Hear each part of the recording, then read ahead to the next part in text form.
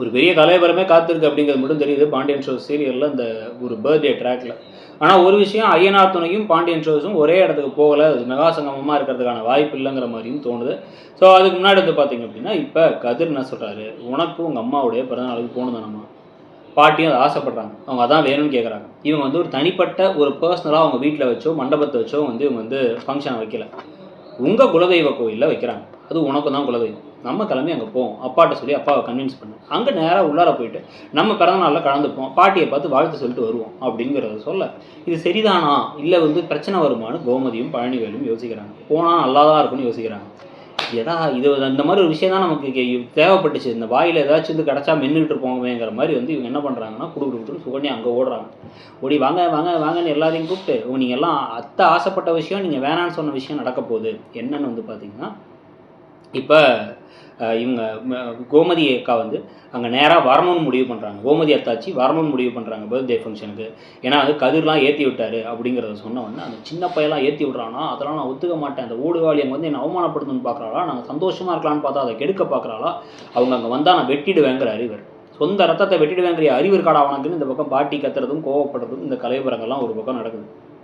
இதெல்லாம் வச்சு சுகன்யா வேறு நல்லா அது பொறுமையாக விட்டுருந்தா கூட அவங்க இதுக்கு ரெடியாக இருக்க மாட்டாங்க. இப்போ ரெடியாக அவங்கள வராத தடுத்தரணும்னு சொல்லிட்டு முத்துவேலும் சக்திவேலும் முடிவு பண்ணுறாங்க.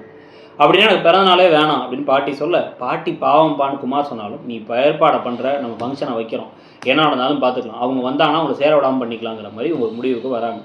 இதுக்கெல்லாம் காரணமே சுகன்யா தான் நல்லா ஏற்றி விட்டுருக்காங்க ட்ரிகர் பண்ணி. இதை ஏற்றி விட்டுருக்கும் போதே இன்னொரு பக்கம் வந்து பார்த்திங்கன்னா, செந்தில் மீனாவை பிக் பண்ண வர்றாரு. லேட்டாக வேறு வராரு, வர வழியில் வந்து குழியாக இருந்துச்சு, அது இருந்துச்சு இதாக இருந்துச்சுன்னு சொல்லிட்டு பிக்கப் பண்ணுறாரு. பிக்கப் பண்ணும்பொழுது அவங்க அமைதியாக வராங்க. வீட்டுக்குள்ளே போய் பார்த்தா அத்தனை ஜாமான் வந்து இறங்கியிருக்கு. இதுக்கெல்லாம் காசு எங்கன்னு கேட்டால், அதெல்லாம் எங்கள் அப்பா காசு தான், ஆனாலும் வந்து அதுக்கு நீ என்ன கடன் தான் வாங்கினேன், அந்த கடனை அடைக்கிறதுக்கு நான் பொறுப்பு, நான் வந்து ரொம்ப ஊதாரித்தனமாக செலவு பண்ண மாட்டேங்கிறாரு. செலவெல்லாம் பண்ணிவிட்டு, தேவையில்லா செலவெல்லாம் எக்கச்சக்கமாக பண்ணிவிட்டு பண்ண மாட்டேன் அப்படின்னு வந்து பேசிக்கிட்டு இருக்காரு. இதுக்கிடையில் சமைக்கிறதுக்கெலாம் என்னால் முடியாது, அவங்களுக்கு சமைச்சு தரேன்னு சொன்னால் நான் கடுப்போட போய் உள்ளே உட்காந்துக்கிறாங்க. உட்காந்த உடனே வந்து இவர் திருப்பி பேச வராரு, நீங்கள் வேணால் சமைங்க அப்படிங்கிற மாதிரிலாம் அவங்க கோவப்படுறாங்க, எரிச்சப்படுறாங்க. இவங்களுக்கு விருப்பம் இல்லாமல் வந்த இடத்துல அவங்களுக்கு இருக்கவே பிடிக்கலங்கிறது தான் நமக்கு தெளிவாக காமிக்கிறாங்க. உடனே இவங்க கோமதிக்கு வேறு கால் பண்ணுறாங்க. கால் பண்ணி வந்து கோமதிக்கிட்ட பேசி, கோமதிக்கிட்ட வந்து நான் உங்களை ரொம்ப மிஸ் பண்ணுறேன், நாளைக்கு நான் வரேன், எனக்கு வந்து இங்கே சாப்பிடல, எனக்கு கடுப்பாக இருக்குது அப்படின்னா, அவனை தானே அவனை கூப்பிட்டு போனான், அவனே சமைக்க சொல்லணும் அவங்களும் பேசிக்கிட்டு இருக்காங்க. ஸோ மாமியார் மருமகள் ரொம்ப நெருக்கமாகிட்டு இருக்காங்க.